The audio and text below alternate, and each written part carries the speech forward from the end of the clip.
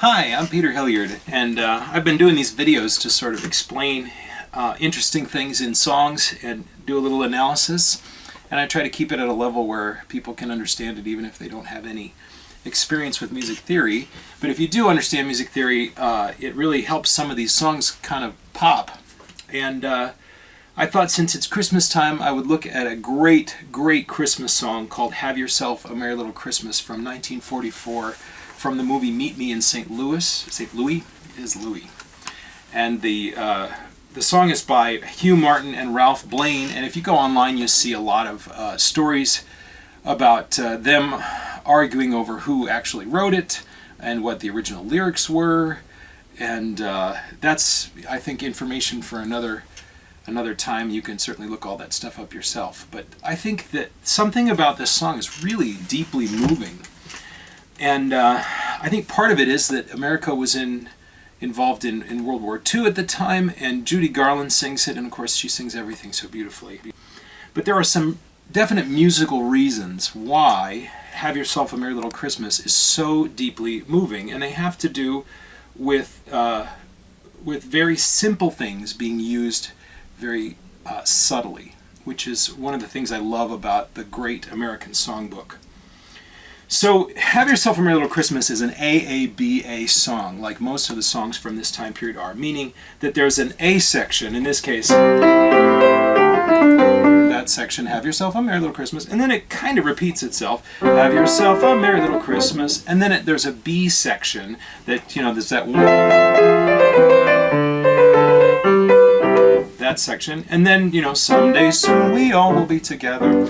So it's A, and then B, and then A.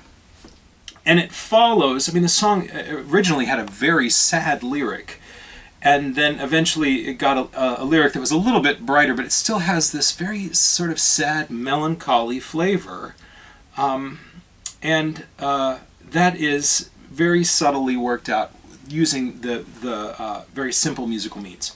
So, if you think about the basic building blocks of music, even if you're just learning how to play the piano, or you have a little bit of experience in music, you know that chords and scales are kind of the most basic things. Chords, where you're playing, 3 notes at a time, 4 notes at a time, and you can play them all at once. You can play them one at a time, right? And scales, we all had to learn all these scales as we were taking our instruments.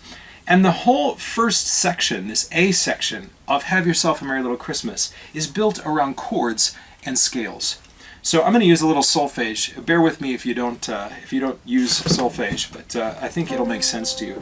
The very beginning of it just traces a C major chord. We're in the key of C major. Have yourself a is do, mi, sol, do, and then there's a scale. Sol, fa, mi, re, do, re, and then another chord. It's just a C chord. And then the C chord starts on the second note. It's like an inversion. Mi, sol, do, mi. It was do, mi, sol, do, and then it's mi, sol, do, mi, and then another scale. So it's just scales and chords, and they're all in the key of C. It's as simple as it could possibly be. It's just very basic building blocks of music. And it's not even harmonized all that interestingly. It's just a C and then a D minor and a G. Really basic stuff, really basic stuff. There are some neat details in there though. For example, if I end a phrase on do, it feels like I've gotten home. And the composer, whichever he is, they both sort of claim credit for this, but the composer has avoided ending a phrase on do. Do, mi, sol, do, sol, fa, mi, re, do, re. That doesn't feel like I'm home. The next phrase ends on sol, on G. And then this next one ends on mi, and then there's some kind of fancy chords to give us a turnaround. The next phrase, have yourself a merry little Christmas, make the Yuletide gay, is just like the first part, but then the second A takes a very strange left turn.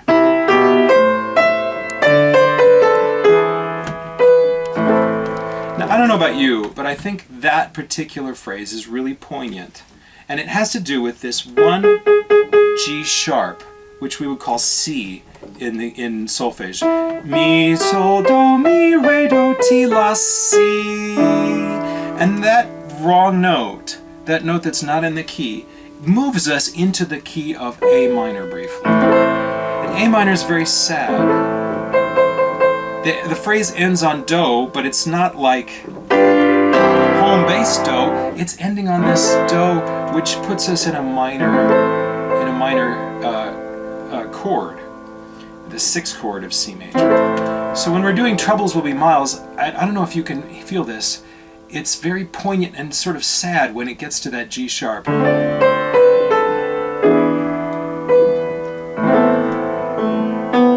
And then it heads toward the 4 chord, and it heads toward F. And F in the key of C gives us a kind of feeling of warmth. And the melody suddenly shifts. Instead of being just chords and scales, the melody has this little pattern.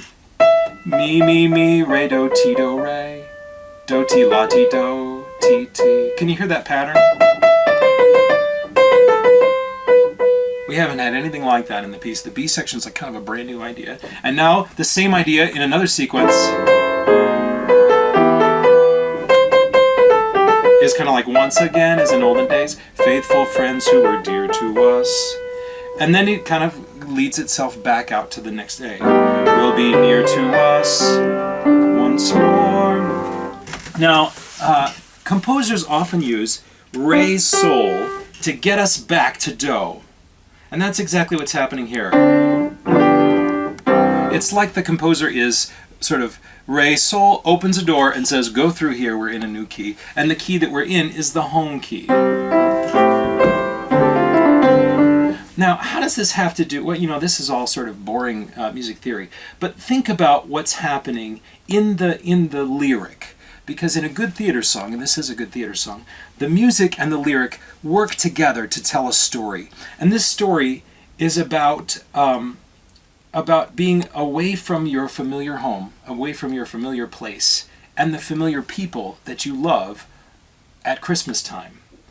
Have yourself a merry little Christmas, let your heart be light. Next year all our troubles will be out of sight. Have yourself a merry little Christmas, make the Yuletide gay. Next year all our troubles will be miles away. Miles away is where it goes into the minor key, which is why, even though it's saying our troubles will be miles away, you don't really believe it, because you're in a minor key. It's sort of sad all of a sudden.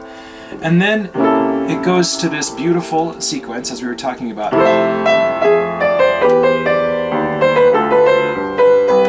There's something that the composer has added. It's this snaky little counter melody that's hiding in the harmony that comes down by half steps. It goes like...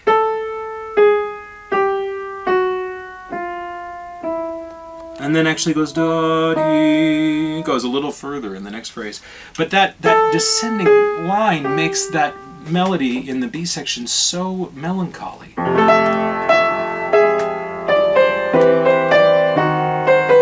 Can you hear it? And then it kind of goes a little further.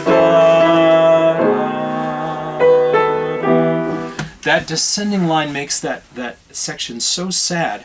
And can you hear how before we were playing sort of chords spelled out. Here it's much more ambiguous. It's kind of snaky and wandering into keys. And then this is like really, whoa, out of nowhere. And it's almost a surprise when we go back to the original key. And since this is a piece about not being at home, when we get to the end of the B section, we wind up back in the home key again. It gives us this feeling of arrival. Someday soon we all will be together. And I don't know about you, but when I get to that part, it just feels like, yes, I will be with my friends and my loved ones at Christmas. Because of that return to home.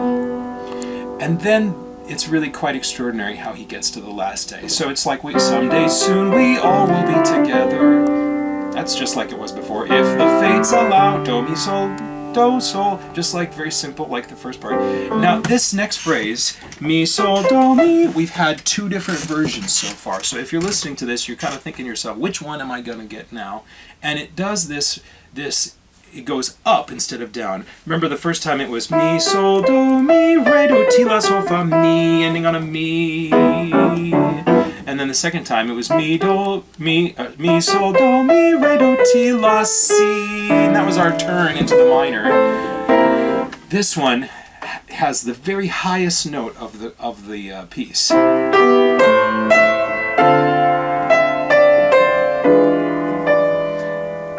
And we thought we were out of all the sad things, but now we wind up back in A minor again. And, you know, nowadays you hear hang your shining star upon the highest bough, which is kind of happy. But originally it's until then we'll have to muddle through somehow, which is very sad. And we're in A minor again. And then this chord happens, which is beautiful and jazzy and full of dissonance. That chord, good grief. It has this dissonance in it. It has this dissonance in it. Good Lord, that's very spicy, that chord. Now, of course, it's an ordinary jazz chord, but it's going to the 4 chord, which is the key that the B section is in.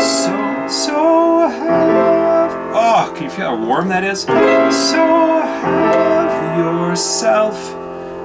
there's so many things to talk about here. I'll try to keep it down to just a couple. You're coming down to this 4 chord F, which was the key of the B section, right? So it's kind of hearkening back to this earlier part of the song. But more than that, it has this odd interval. And this is, amateur singers often get tripped up right here. Have your...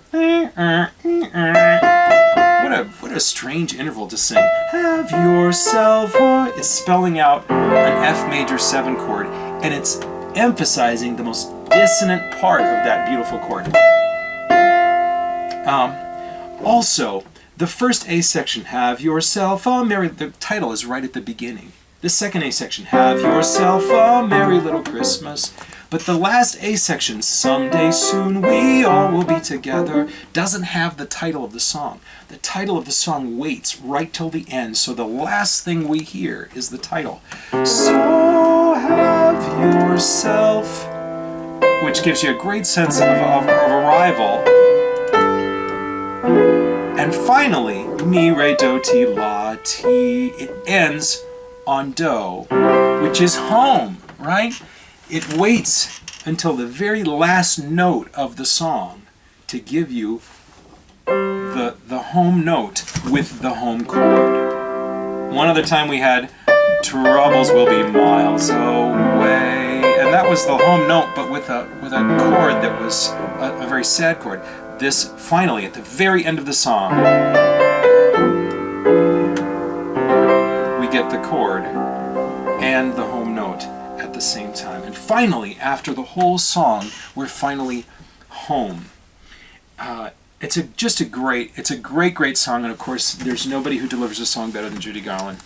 But it's great because it's simple materials. It's chords and scales, and they're used to tell the story musically and harmonically.